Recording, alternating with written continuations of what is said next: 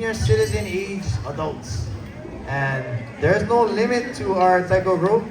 As long as you can move your arms and you can understand what I'm saying or what I'm telling you, then anyone can play, okay?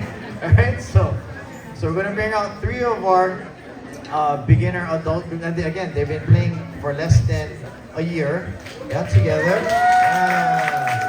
They're gonna perform a piece that we teach all of our classes. We teach them a piece called Renshu Taiko.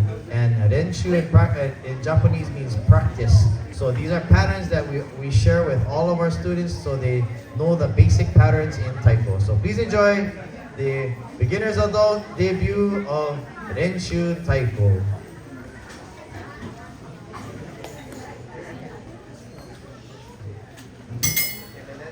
Renshu Taiko!